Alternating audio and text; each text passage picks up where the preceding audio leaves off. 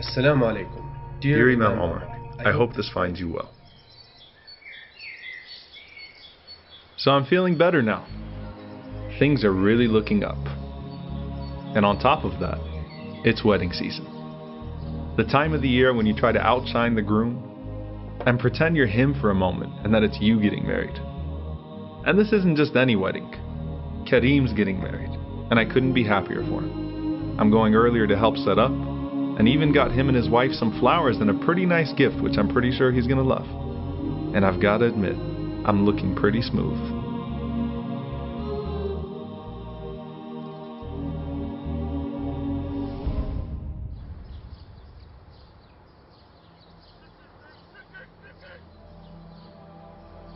Oh God, here we go again.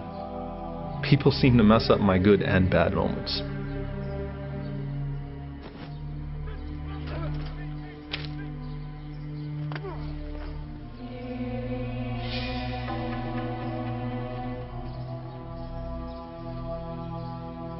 I'm not really sure it was worth it for me to jump in and stop that fight. But whatever it was that I was able to prevent, better have been worth my time and my flowers.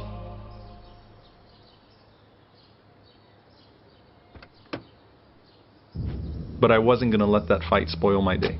If I have time, I'll just stop by a grocery store and buy some new flowers. The day is still young, and I've got plenty of time to make it.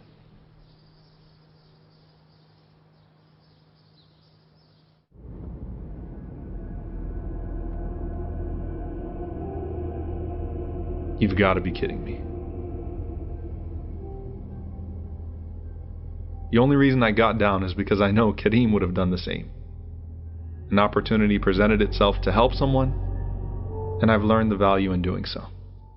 No, it wasn't the best time, but I remembered the Prophet, peace be upon him, taking time out, even on the day of Eid, to serve an orphan. For some reason, the man didn't know how to change a flat tire. I, on the other hand, had done it a million times.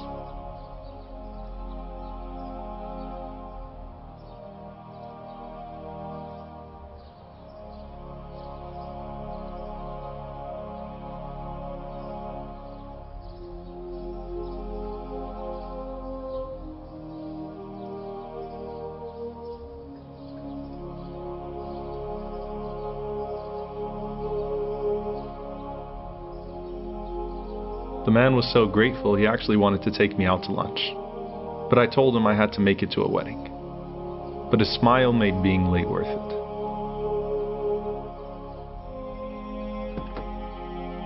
You know what? Kareem's gonna have to believe me this time. My appearance makes it pretty clear I wasn't just stuck in a bathroom. No. No, you've got to be kidding me. Alhamdulillah. My car breaking down here would have literally been the worst thing ever. I've got to get moving now. Hopefully no more unexpected people on the way.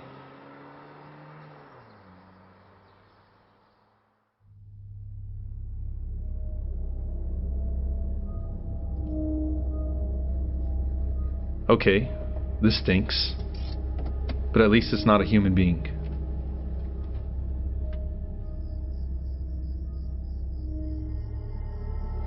No. God. What more could possibly go wrong tonight?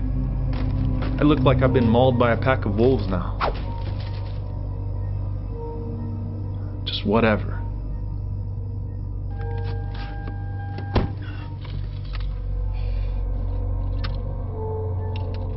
And just when I thought it couldn't get any worse. Why? Why is this happening to me?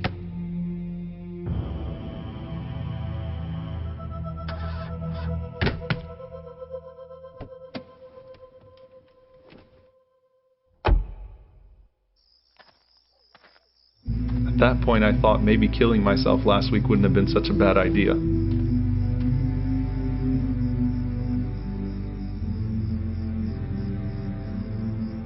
So let me get this straight. I've been helping people all day, getting dirty, and wasting my time, and no one has time for me.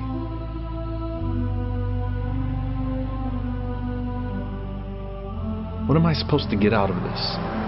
What's the point of this all? I just don't understand.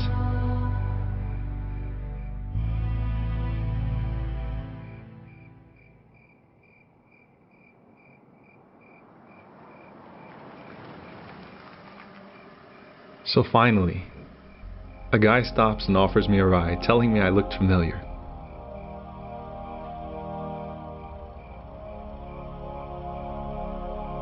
So he figured out in the car that he saw me in the masjid last week. And the craziest thing about it was he was actually on his way back from Kareem's wedding. We really hit it off that night. And he even welcomed me into his home. And kids, that's how I met your mother.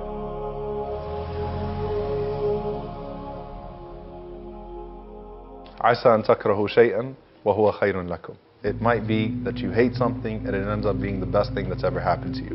Now here, Ziyara meets his future father-in-law.